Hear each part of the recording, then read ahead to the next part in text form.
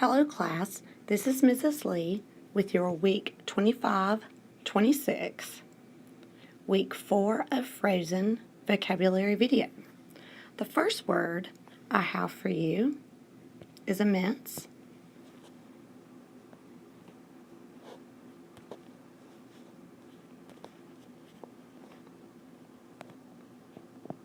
And again, we're looking at a view of the Grand Canyon. And if you did not know, the Colorado River runs through the Grand Canyon. The portion of the Colorado River which runs through the Grand Canyon originates in the Rocky Mountains. Sometimes the view of the Grand Canyon is so immense, it's difficult for sightseers to draw attention to the Colorado River. So the immense depth and range of the Grand Canyons is so powerful and so immense that it can draw the attention away from the Colorado River. I do want to add that immense describes the size of the Grand Canyon, so immense is an adjective.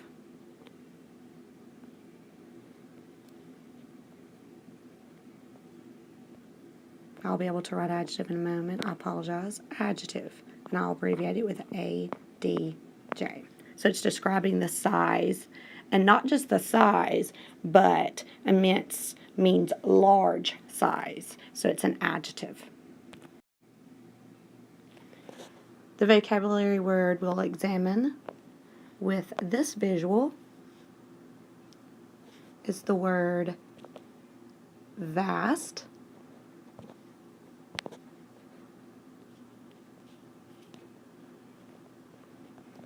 Vast. The new convenience store has a vast array or a vast selection of candy and gum. So yay.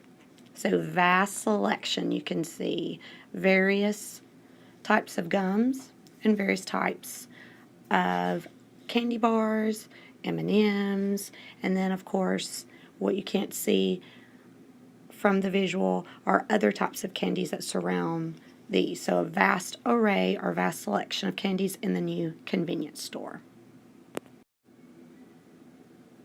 Also, I would like to mention that vast is describing the amount of various selections within the candy section of the store. So again, vast is an adjective. And we have also discussed that immense and vast are synonyms. So in some cases, not all, in some cases they could be used interchangeably. Our next word is ingeniously. I thought I had this visual still. We'll try again. Ingeniously. It's difficult to write with this pen.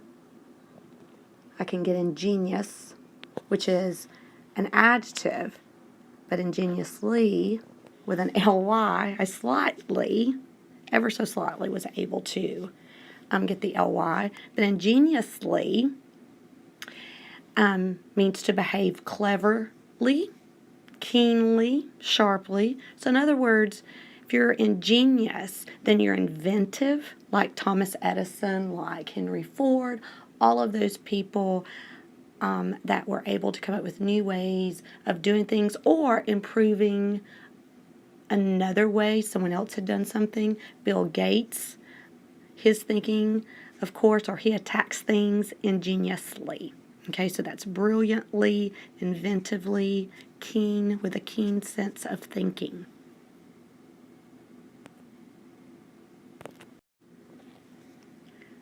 Our next word is anxious. That is an A, anxious.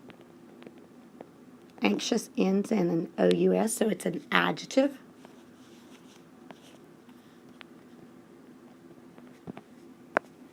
So anxious is an adjective and it's describing someone's behavior. In many occasions, anxious means nervous. Of course, nervous in some ways could be good or bad. We're anxious the night before school. Sometimes we're anxious if we know we must go to the doctor and get a shot. I become anxious before I go to the dentist. I'm not a really good patient with dentists. I have a fear of shots in my mouth. I know that sounds immature from a grown person, but I cannot stand the dentist. So I grow quite anxious before I go to a dentist visit. And of course, you can see this fellow with his teeth clenched and sweat coming out profusely. He definitely looks nervous and not in a positive manner. Our next word is penetrate. And you can see Kobe Bryant is driving to the basket, or in the sports world we call it driving to the hole. That is supposed to be an E there. Penetrate. Of course, if he's driving, if we're changing driving to the basket to penetrate, we know that penetrate is a verb in that case. So Kobe is penetrating or driving to the goal, okay? Or he's attempting to penetrate. And in that case, that penetrate means to drive or to go through something. Penetrate means to go through something, so he's trying to go through the defense. So in that case, penetrate is a verb. Our last word for this week is grandeur. Grandeur.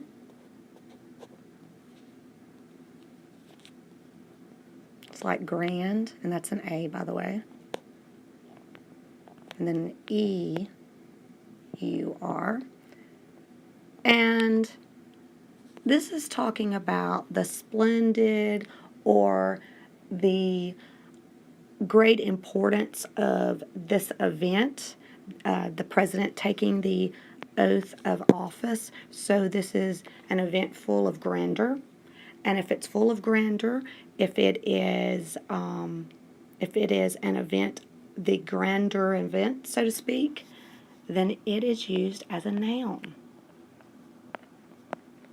So the importance, which with a A-N-C-E, we know that that is a noun. So if we changed out importance and grandeur, then they could be somewhat synonymous or synonyms. So again, grandeur would be a noun, and it's talking about the importance or splendid